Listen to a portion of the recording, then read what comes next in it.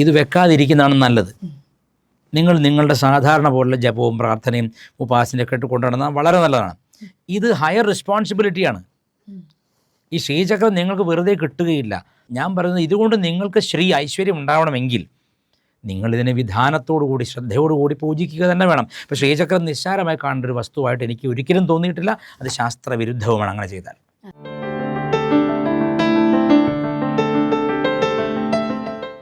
G, നമ്മൾ ഇന്ന് വീടുകളിലായാലും ബസ്സിലായാലും എന്തിനും നമ്മുടെയൊക്കെ ബാഗിലും പേഴ്സിലും വരെ ശ്രീചക്രം നമ്മൾ കാണാറുണ്ട്. എവിടെ നോക്കിയാലും ഇപ്പം കാണാറുണ്ട്.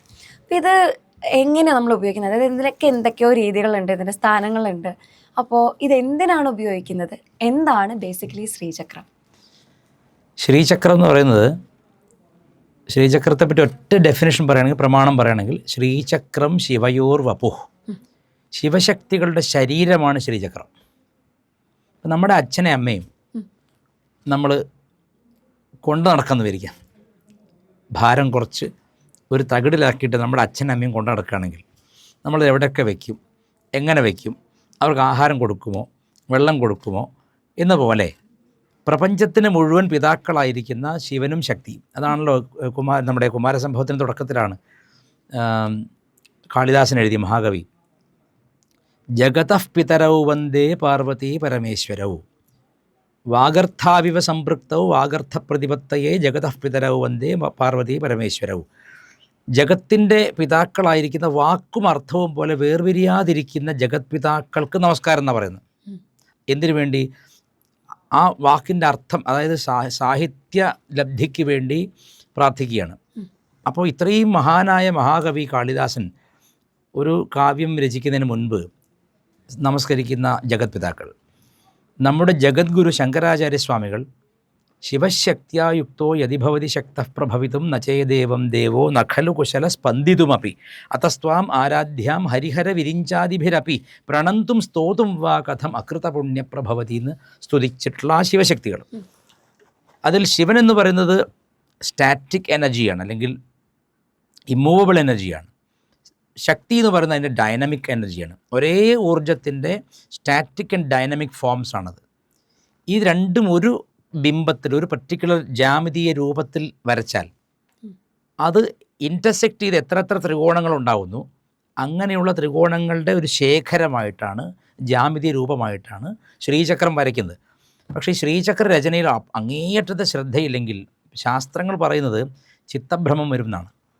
ശ്രീചക്രം രചിക്കുന്നതിൽ തെറ്റുവരിക. അപ്പം എനിക്ക് തന്നെ അനുഭവമുണ്ട്. ഞാൻ ശ്രീ രമണാശ്രമത്തിൽ പണ്ട് ഒരിക്കൽ നിൽക്കുമ്പോൾ അവിടെ വിദേശികളാരോ വരച്ച ഒരു നല്ല, കണ്ടാൽ വളരെ ബ്യൂട്ടിഫുൾ ആയിട്ടുള്ള ശ്രീചക്രത്തിൻ്റെ ചിത്രം. അത് ചെമ്പരത്തിപ്പൂ വിടർന്ന് നിൽക്കുന്ന പോലെ തോന്നും കണ്ടാൽ. നടുവിൽ ശ്രീചക്രം വെച്ചിരിക്കുകയാണ്. അപ്പോൾ എനിക്കത് വളരെ അട്രാക്ഷൻ തോന്നി. എനിക്ക് ശ്രീചക്രത്തോട് പണ്ടേ അട്രാക്ഷൻ ഉള്ളതുകൊണ്ട്, ഞങ്ങൾ പാരമ്പര്യമായിട്ട് ശ്രീചക്ര പൂജ ചെയ്യുന്നവരായതുകൊണ്ടും, എന്നാൽ ഇത് കൊണ്ടുപോയി വീട്ടിൽ വെക്കാമെന്ന് വെച്ചിട്ട് എടുത്തിട്ട് ഞാൻ ആദ്യം എന്ത് ശ്രീചക്രം വെക്കുമ്പോൾ ആദ്യം നോക്കും. ഞാൻ കുറേ പരിശോധിച്ച് കുഴപ്പമൊന്നുമില്ല. അങ്ങനെ എൻ്റെ ഗുരുവായ അമ്മയെടുത്ത്, സദ്ഗുരു ശ്രീ മാതാ അമൃതാനന്ദമതി എടുത്ത് കൊടുത്തു. അമ്മ വളരെ തിരക്കിലാണ്, ദർശനം കൊടുത്തുകൊണ്ടിരിക്കുമ്പോഴാണ് ഞാനിത് കൊടുക്കുന്നത്. അമ്മ ഈ തിരക്കിനിടയ്ക്ക് ഈ ശ്രീചക്രം എന്നെ കൊടുത്തതും ഒറ്റ എയറാണ്. അപ്പം ഞാൻ ഞെട്ടിപ്പോയി, ഈശ്വര എന്ത് തെറ്റാണ് ഞാൻ ചെയ്തത്. അപ്പം പിന്നെ മിണ്ടാതെ പിന്നെ അമ്മ ദർശനം കൊടുക്കും. അപ്പോൾ സൈഡിൽ നിന്നിട്ട് ഞാൻ ചോദിച്ചു, അമ്മ എന്താ പറ്റിയത്? എടാ അതിലൊരു ത്രികോണം മുട്ടിയിട്ടില്ല, അതുകൊണ്ട് വെച്ച് പൂജിക്കണ്ട. അപ്പം ഞാൻ വിളിച്ചു, ഇവിടെ ഞാനും അവിടെ ഒരു ബ്രഹ്മചാരിയും കൂടെ നോക്കിയപ്പോൾ, വളരെ സൂക്ഷിച്ച് നോക്കിയപ്പോൾ ഒരു ത്രികോണം മുട്ടാതെ വിട്ടിരിക്കുകയാണ്. അത് നമ്മൾ കാണില്ല. അപ്പം അമ്മയുടെ കണ്ണിൽ അത് പെട്ടു. ഞാൻ പറയുന്നത് സൂക്ഷ്മമായിട്ട് അനേകം പരിശോധന നടത്തിയിട്ട് ശ്രീചക്രം സുഷ്ഠുവായിട്ട് നന്നായി ചെയ്തിട്ടുണ്ടെന്ന് കണ്ടാൽ മാത്രമേ വീട്ടിൽ വയ്ക്കാവൂ. വീട്ടിൽ വയ്ക്കുകയെന്ന് വെച്ചാൽ ആ വീട്ടിൽ ഏതെങ്കിലും ഒരു ഉപാസകനുണ്ടായിരിക്കണം. ഇപ്പം ഞാനിത് മുമ്പൊരു വീഡിയോയിൽ പറഞ്ഞപ്പോൾ പലരും പറയും ഇയാൾ വെറുതെ പേടിപ്പെടുത്തുകയാണ്, ഭയം ജനിപ്പിക്കുകയാണ്, വെറുതെ ആൾക്കാരെ പേടിപ്പിക്കുകയാണ്. അങ്ങനെയല്ല. പല ആളുകളുടെയും ജീവിതത്തിൽ നല്ലതിന് വേണ്ടി ചെയ്ത പല കാര്യങ്ങളും തെറ്റായി പോകാറുണ്ട്. നല്ലത് വരണേന്ന് വിചാരിച്ചൊരു കാര്യം തുടങ്ങുന്നു, അത് മോശമായി പോകും. അങ്ങനെയാണ് ഈ ശ്രീചക്രത്തിനെ കൊണ്ടുള്ള കുഴപ്പം. ശ്രീചക്രത്തിൻ്റെ കുഴപ്പമല്ലാതെ അത് ശിവശക്തികളുടെ ശരീരമാണെന്ന് ശാസ്ത്രം പറയുന്നത് ഉൾക്കൊള്ളാത്ത പ്രശ്നമാണ്. ശ്രീചക്രം ശിവയോർ വപുഃ, ശിവശക്തികളുടെ ശരീരമാണ്. അപ്പോൾ പ്രപഞ്ചപിതാക്കളെ നമ്മൾ വീട്ടിലേക്ക് കൊണ്ടുവരികയാണ്. അപ്പോൾ അത് എത്രത്തോളം മര്യാദ കൊടുക്കണം. ചില ആളുകൾ ഈ പേഴ്സിലാക്കിയിട്ട് തകിട്, പിന്നെ ശ്രീയന്ത്രം എന്നുകൊണ്ട് ചെറിയ രൂപത്തിൽ കിട്ടും, അത് പേഴ്സിലാക്കിയിട്ട് ഇങ്ങനെ പിൻഭാഗത്ത് തിരികിട്ട് പോകുന്നുണ്ട്. അപ്പോൾ സാക്രിലീജിയസ് ആയിട്ടുള്ള അതിനെ അപമാനിക്കുന്നൊരു ഇതല്ലേ. മാത്രമല്ല ഏതോ പശുവിൻ്റെ തോലോ മൃഗത്തിൻ്റെ തോലോ ഉണ്ടാക്കിയ ലെതർ പേഴ്സണകത്താണ് വെച്ചിരിക്കുന്നത്. അപ്പോൾ ഇതൊന്നും നമ്മൾ പാരമ്പര്യമുള്ളവർ പരിശുദ്ധി കാത്തു സൂക്ഷിക്കുന്നവർ ചെയ്യാത്ത കാര്യമാണ്. മാത്രമല്ല ബസ്സിൽ പറഞ്ഞല്ലോ, ബസ്സിൽ ഈ തൂക്കിയിട്ടിരിക്കുകയാണ്. ഇത് ഞാൻ അത്ഭുതകരമായിട്ട് ഹിന്ദുക്കളുടെ കാര്യമൊന്നും പറയണ്ടല്ലോ, മതേതരത്വത്തിൻ്റെ അസുഖം മൂർച്ഛിച്ചിട്ട് ഞാൻ നോക്കുമ്പോൾ ശ്രീചക്രം ഉണ്ട്, അതിൻ്റെ മേലെ ഒരു കൊന്ത ഇട്ടിരിക്കും. ഞാനത് കണ്ട കാര്യമാണ്. എൻ്റെ ഒരു സുഹൃത്തിൻ്റെ കൂടെ ഞാൻ ആലപ്പുഴയ്ക്ക് യാത്ര ചെയ്യുമ്പോൾ ബസ്സിൽ ശ്രീചക്രം തൂക്കിയിട്ടുണ്ട്, അതിൻ്റെ മുകളിലൊരു കൊന്ത ഇട്ടിരിക്കുന്നു. ഇത് രണ്ടും വിരുദ്ധമായ കാര്യങ്ങളാണെന്ന് ഞാൻ പറയുള്ളൂ. കാരണം കൊന്ത എന്ന് പറയുന്നതിൻ്റെ അറ്റത്ത് കിടക്കുന്ന കുരിശ് ഒരാളെ അങ്ങേയറ്റത്തെ വേദന അനുഭവിച്ച് കൊല്ലാൻ ഉപയോഗിച്ചൊരു ആയുധമാണ്. ഒരു മനുഷ്യൻ രക്തം വാർന്ന് അയാളുടെ സകല നാഡികളും പിരിമുറുക്കം അനുഭവിച്ച് ചാവാൻ വേണ്ടി ഇട്ടിരിക്കുന്ന ഒരു അങ്ങേയറ്റം ഋണാത്മകമായ ഒരു ബിംബത്തെ ലോകത്തെ ഏറ്റവും പരിശുദ്ധമായൊരു ബിംബത്തോട് ചേർത്ത് വെക്കുമ്പോൾ അത് തന്നെ ഒരുതരം സാക്രിലിജസ് ആണ്, ഒരു മതനിന്ദയെന്നോ അല്ലെങ്കിൽ വിശുദ്ധമായ കാര്യങ്ങളുടെ നിന്ദയായിട്ടാണ് എനിക്ക് തോന്നിയത്. എൻ്റെ പേഴ്സണൽ വ്യൂ ആണിത്. അപ്പോൾ ശ്രീചക്രം വീട്ടിൽ വയ്ക്കുമ്പോൾ ശ്രീചക്രം എന്താണ്? ശ്രീചക്രത്തിൽ അനേകം, ഇപ്പോൾ നമുക്കറിയാമല്ലോ ദേവിയെപ്പറ്റി ലളിതാ സഹസ്രനാമം എന്ന് പറഞ്ഞാൽ ശ്രീവിദ്യാമന്ത്രത്തിൻ്റെ ഒരു പരത്തിപ്പറച്ചിലാണ്. ശ്രീവിദ്യാമന്ത്രം എന്ന ആ ഷോഡശാക്ഷരിയുടെ അല്ലെങ്കിൽ പഞ്ചദശിയുടെ ഒക്കെ പരത്തിപ്പറച്ചിലാണ് ലളിതാ സഹസ്രനാമം. വശിന്യാദി വാഗ്ദേവതകൾ എഴുതിയതാണ്, മനുഷ്യരല്ല, വാഗ്ദേവതകളെന്ന് സൃഷ്ടിച്ചാണത്. അതിൽ മധ്യബിന്ദുണ്ട്. ആ ബിന്ദുവിൽ ബിന്ദുമണ്ഡലവാസിനി ദേവിയുടെ പേരാണ്. ആ ബിന്ദുവിൽ ശിവശക്തികൾ സമമായി ചേർന്നിരിക്കുന്നതാണ്. ഇപ്പോൾ ഞാൻ കുറേ മുമ്പ് ബിൽ ബ്രൈസൻ്റെ ഒരു പുസ്തകം പ്രപഞ്ച മഹാകഥ എന്ന് പറഞ്ഞിട്ട്, അത് മലയാളത്തിലുണ്ട്, ഇംഗ്ലീഷിലുണ്ട്. A Brief History of Everything എന്ന് പറഞ്ഞിട്ടാണ് അതിൻ്റെ പേര്. എക്സാക്ട്ലി ഇംഗ്ലീഷ് പേര് എനിക്ക് ഓർമ്മയില്ല. അതിൽ അദ്ദേഹം പറയുന്നുണ്ട് എത്രയോ ബില്യൺ വർഷങ്ങൾക്ക് മുമ്പ് ഈ പ്രപഞ്ചം എങ്ങനെയുണ്ടായി. ഒരു വിത്തിൽ നിന്ന് പൊട്ടിത്തെറിച്ചുണ്ടാകുന്ന പോലെ പ്രപഞ്ചം ഉണ്ടായിക്കൊണ്ടേയിരിക്കുകയാണ്. പ്രപഞ്ചം ഒരു പർട്ടിക്കുലർ ഡേയിൽ, ഇപ്പോൾ ഈ മറ്റു മതങ്ങൾക്ക് കേട്ടെ, ദേവ ഒരു ദിവസം രാവിലെ എണീറ്റിട്ട് ഭൂമി ഉണ്ടാക്കി, ആകാശം ഉണ്ടാക്കി, അങ്ങനെ ചപ്പാത്തി ഉണ്ടാക്കുന്ന പോലത്തെ ഒരു പ്രോസസ്സ് അല്ല, ഒരു ഫിനിഷ്ഡ് പ്രോഡക്റ്റ് അല്ല ഈ പ്രപഞ്ചം. ഈ പ്രപഞ്ചം വളർന്നുകൊണ്ടേയിരിക്കുന്ന ഒരു സംഗതിയാണ്. ഇത് മനസ്സിലാക്കിയ ഒരേ ഒരു മതം, ഒരേ ഒരു സംസ്കാരം ഹിന്ദു സംസ്കാരമാണ്. കാരണം ബ്രഹ്മം എന്ന പദം തന്നെ അർത്ഥം എപ്പോഴും വളർന്നുകൊണ്ടിരിക്കുന്നത് എന്നൊരർത്ഥം തന്നെ.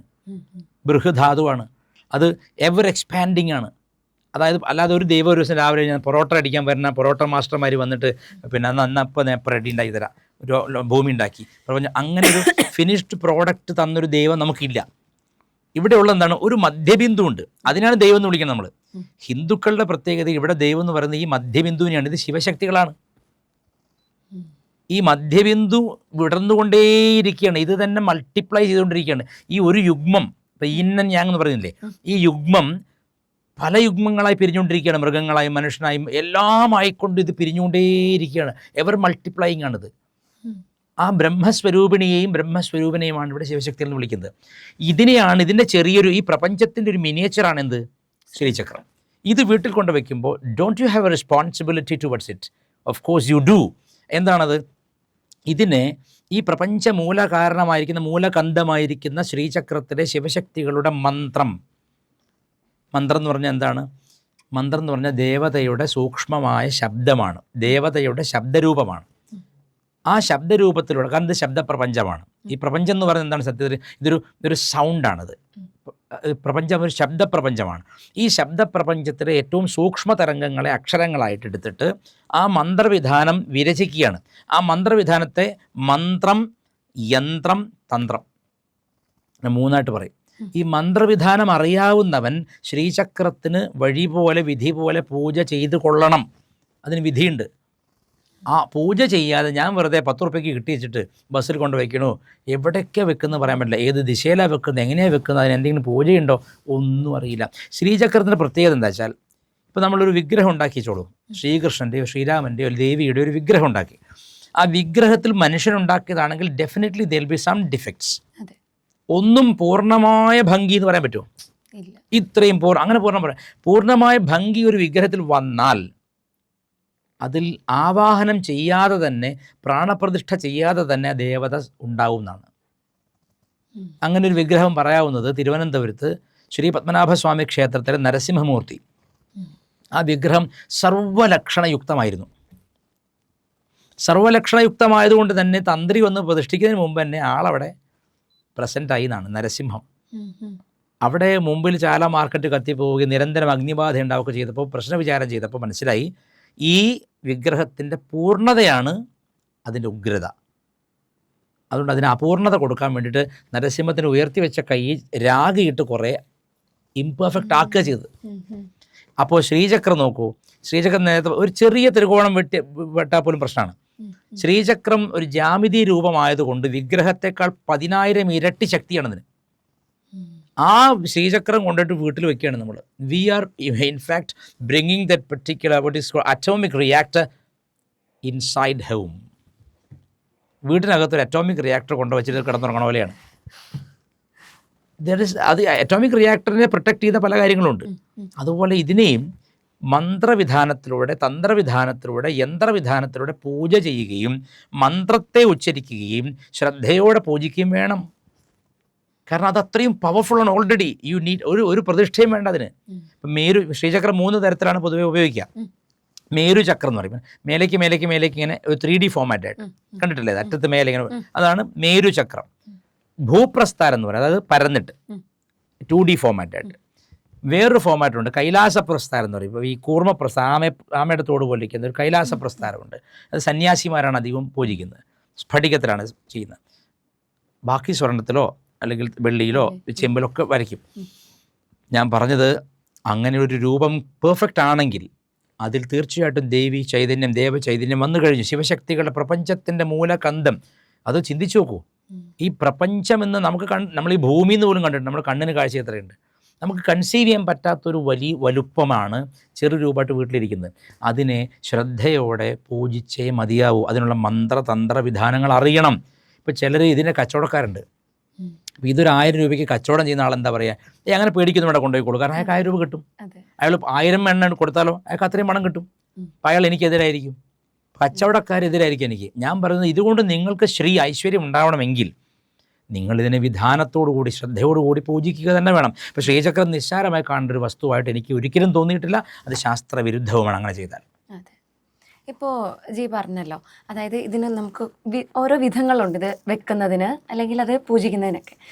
ഇതിൻ്റെ സ്ഥാനം എങ്ങനെയാണ് നമ്മൾ, അതായത് എവിടെയാണ് ഇത് വെക്കേണ്ടത്? നോക്കൂ, ഇത് വെക്കുക എന്നുള്ളത് ഞാൻ പറഞ്ഞു, ഇത് വെക്കാതിരിക്കുന്നതാണ് നല്ലത്. നിങ്ങൾ നിങ്ങളുടെ സാധാരണ പോലുള്ള ജപവും പ്രാർത്ഥനയും ഉപാസനയൊക്കെ ഇട്ട് കൊണ്ടുനടന്നാൽ വളരെ നല്ലതാണ്. ഇത് ഹയർ റെസ്പോൺസിബിലിറ്റിയാണ്. ഈ ശ്രീചക്രം നിങ്ങൾക്ക് വെറുതെ കിട്ടുകയില്ല. പണ്ടൊക്കെ ഗുരുനാഥനാണ് ശിഷ്യന് ശ്രീചക്രം കൊടുക്കുക, അല്ലാതെ ശ്രീചക്രം കടയിൽ പോയി വാങ്ങുകയല്ല. ഇപ്പം ശ്രീചക്രം ഇല്ലാത്തൊരു കടയില്ല. ഏത് ക്ഷേത്രത്തിന് മുമ്പിലും ഫാൻസി കടയിൽ കിട്ടുന്ന കുപ്പിവള പോലത്തെ ഒരു സാധനമായിട്ട് ശ്രീചക്രത്തെ അധപ്പതിപ്പിച്ചു. ആരധപ്പതിപ്പിച്ചു? എല്ലാവരും വാങ്ങിക്കോളുന്ന മാർക്കറ്റിംഗ് തന്ത്രക്കാർ അത് പ്രചരിപ്പിക്കുകയാണ്. ഞാൻ ഭയം ഉണ്ടാക്കില്ല. എനിക്ക് ഒരുപാട് കുടുംബങ്ങൾ അറിയാം. ഗൾഫിൽ താമസിച്ചിരുന്ന ഒരേ ഫ്ലാറ്റിൽ താമസിച്ചിരുന്ന 4 കുടുംബങ്ങൾ എന്നോട് ഇതേപോലെ പരാതി പറഞ്ഞു. ഒരു സന്യാസി, അയാളെ ചെയ്യാൻ പാടില്ല, സന്യാസിക്ക് അതിൻ്റെ ചെയ്യാൻ പാടില്ല, ഒരു സന്യാസിയായ ഒരാൾ പോയിട്ട് ശ്രീചക്രം മേരു കൊടുത്തു എന്ന് പറഞ്ഞു, വെറുതെ. അതിനുശേഷം അവർക്കൊക്കെ ഒരേപോലെ അസുഖങ്ങൾ വരികയും പ്രശ്നങ്ങൾ വരികയും ചെയ്തു. എന്താണ് കാരണം എന്ന് വെച്ചാൽ, ഇത് ആ ശ്രീചക്രം ഒരു പക്ഷേ പെർഫെക്റ്റ് ആയിരിക്കും.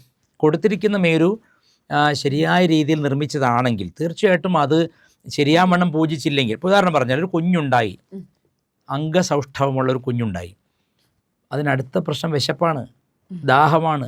പൈദാഹങ്ങൾ വിഗ്രഹത്തിനുണ്ട്. എങ്ങനെ? വിഗ്രഹത്തിൽ ചൈതന്യം വന്നാൽ. ഇപ്പം നമുക്കറിയാമല്ലോ, കോട്ടയം ജില്ലയിൽ തിരുവാർപ്പ് ശ്രീകൃഷ്ണ ക്ഷേത്രമുണ്ട്. അവിടുത്തെ മേശാന്തി നട തുറക്കുമ്പോഴേ നേദ്യമായിട്ടാണ് പോവുക. കാരണം അത് ആദ്യം കഴിച്ചില്ലെങ്കിൽ അങ്ങേര് ആകെ ഇതായി. അത് വിശ്വസിക്കുന്നതിന് ഇത് വിശ്വസിക്കുന്നില്ല. എന്താ ഇപ്പോൾ കുഴപ്പം? കല്ല് ചോറിനോ കൊടുക്കുന്നില്ല വെച്ചാൽ അതിനുള്ള ഫലം അവിടെ കാണിക്കും. അതിൻ്റെ നെഗറ്റീവ് എനർജി നെഗറ്റീവായിട്ട് അവിടെ കാണിക്കും. അത് അങ്ങനെയല്ലേ? അല്ലാതെ ഇപ്പോൾ ഒരു ദേവതയും അങ്ങനെ ഇരുന്നുണ്ണുകയല്ല. തന്ത്രത്തിൽ പറയുന്നത് ദേവതകൾ ദൃഷ്ടി കൊണ്ടാണ് ഉണ്ണുന്നത്. നമ്മളെപ്പോലെ ഉരുട്ടി വായിലൂടെ വിഴുങ്ങുകയല്ല. നമ്മൾ കൊടുക്കുന്ന നേദ്യം ദൃഷ്ടി കൊണ്ട് അവർ അതിൻ്റെ സൂക്ഷ്മത എടുക്കുകയാണ് ദേവതകൾ. അപ്പോൾ അത് ആദ്യം കാണണം. ഗുരുവായൂരപ്പന് കൈവണ്ണ കൊടുത്താൽ കൈവണ്ണ കൊടുക്കണം, നവനീതം കൊടുത്തോളണം. ഏറ്റുമാനപ്പന് കൊടുത്തോളണം. അയ്യപ്പന് പാനകം കൊടുത്തോളണം.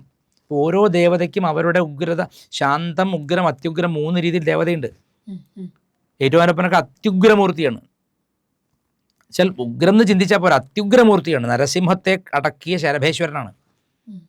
അപ്പം ഓരോ മുഹൂർത്തം, അപ്പം നേദ്യം തെറ്റാൻ പാടില്ല, നേദ്യ സമയത്ത് അവിടെ നമ്മൾ നിൽക്കാൻ പാടില്ല. ഇങ്ങനെ ഒരുപാട് നിയമങ്ങൾ എന്തിനു വെച്ചാൽ പേടിപ്പിക്കാനല്ല, നമുക്ക് അസുഖം വരാതിരിക്കാനാണ്, നമുക്ക് അപകടം വരാതിരിക്കാനാണ്. ഇതേ ജാഗ്രത ശ്രീചക്രത്തിന് എന്തുകൊണ്ട് കൊടുക്കുന്നില്ല?